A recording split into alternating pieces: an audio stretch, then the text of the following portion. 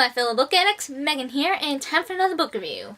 Today, I am going to be talking about Throne of Glass by Sarah J. Maas. And I absolutely loved this book. I wasn't sure what to think when I picked it up. I really wasn't, but I loved it. Just everything about this book I loved.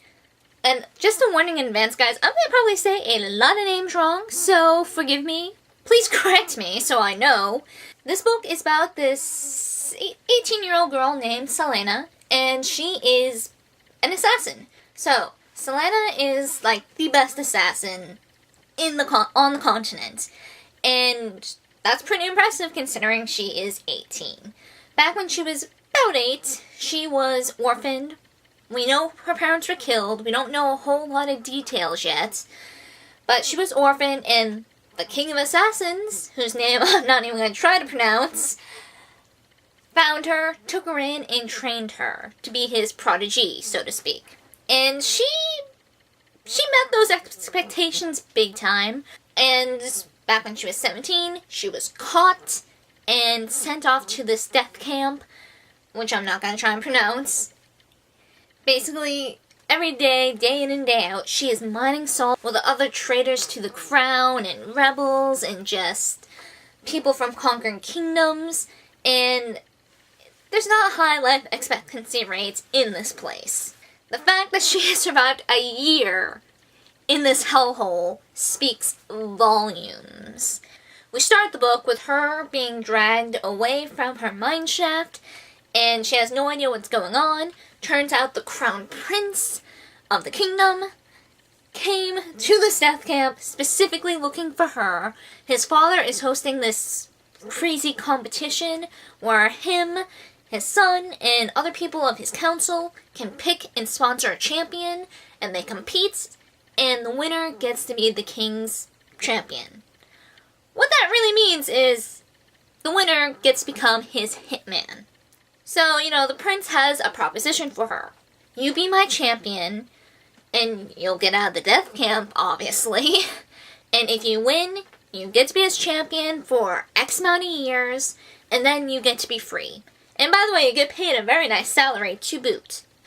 Now, Selena, I like how even after a year in this death camp, she still has spunk in her. She's still very, very spunky. And she actually negotiates for a shorter contract as the king's champion. And the prince is desperate enough for her to be his champion that he agrees. So she is brought back to the castle, and she takes part in this competition. There are like 22, 23 other champions that she has to compete against. And basically the whole book is her trying to win this competition, and there's a few other nice little twists and turns in this book as well. There is a love triangle, but I like how it's done. It's one of the very few love triangles that I do not mind. The whole relationship thing isn't shoved in our faces. It's kind of like a side thing. So for most of the book, we are reading from Selena's point of view. We do switch points of views a bit between the two main male characters, Kale and Dorian.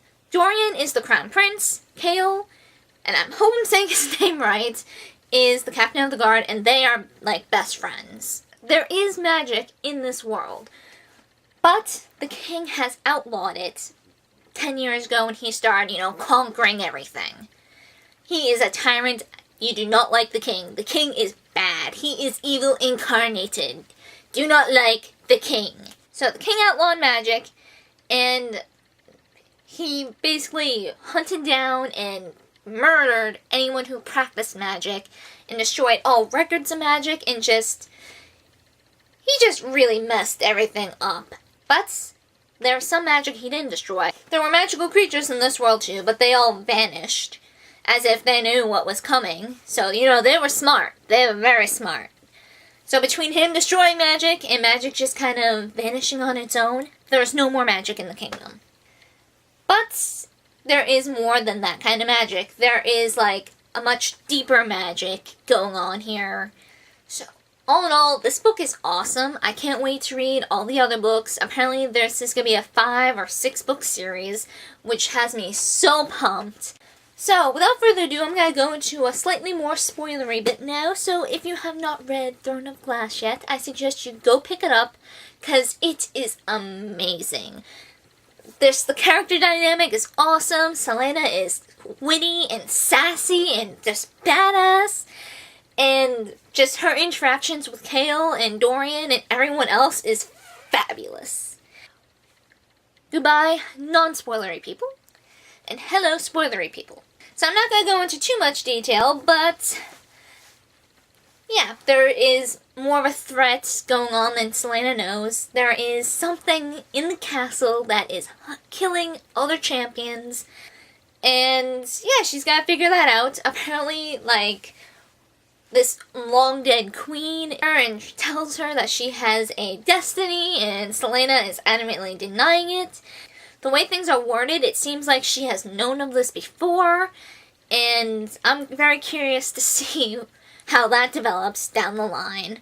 The one thing I love about this story, we don't have all the information. We are getting bits and pieces as things go on, which I like. You know, I like trying to figure things out as we go along. You know, you just get enough to make you wonder and want more. Also, Dorian and Chaol told Celaena that they want her to perform under a fake name of Lillian, and with a fake backstory and everything. And of course, at first Celaena's like, what? What? She wanted to go by her real name, and she wanted to like go all out for this competition, and they want her to hold back and stay like in the middle of the pack to seem like she is not a threat. She's the only female champion in this. So of course, you know, all the guys aren't going to take her seriously at first, and Chaol and Dorian want to take advantage of that.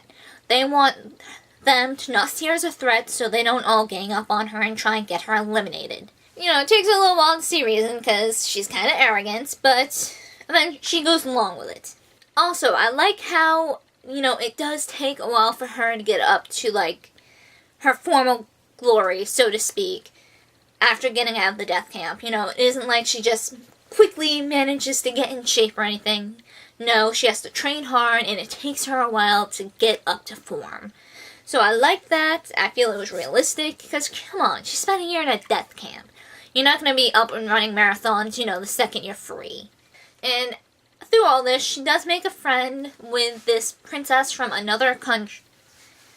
I don't know if it's country or kingdom, and that was conquered by the king. This princess has come to court to learn the customs of this place, and she has made a friend in Celaena. And I like how they bond, and I think their friendship is really awesome. I feel horrible because I'm never going to say her name right, so I'm not even going to try, but I love her. And there's more to her than meets the eye, which I also like, and just the two of them make a very, very badass duo. And I like how Celaena's relationship between both Chaol and Dorian evolves over the book. You know, I like that, you know, they become friends and it's not overnight. It builds. It slowly builds as they get to know each other. And I just gotta say, I love how she kind of breaks things off with Dorian at the end of the book. It's gonna cause nothing but problems, and she knows that, and she wants to nip it in the bud before it really blossoms and they're at the point of no return. So, I'm interested to see how that, like, evolves in the next book, whether bitterness will form between them, you know, or they'll get back together maybe, or maybe Chaol has a chance. We'll see. And yeah, all in all, this book was freaking amazing. Yeah, all in all, love this book, and I am highly, highly anticipating all the other books that are to come. So yeah, what everyone else think of this book? Which ship do you like best? Chaol and Celaena? Or Dorian and Celaena? Or are you on neither side? Or both? I think this is one of the ships where I would be happy with her ending up with either of them. And I think the only other ship I can think of off the top of my head where I felt that way is Will, Tessa, and Jem from the Infernal Devices series. So, that is it for this book review, and I can't wait to see you guys next time. See ya!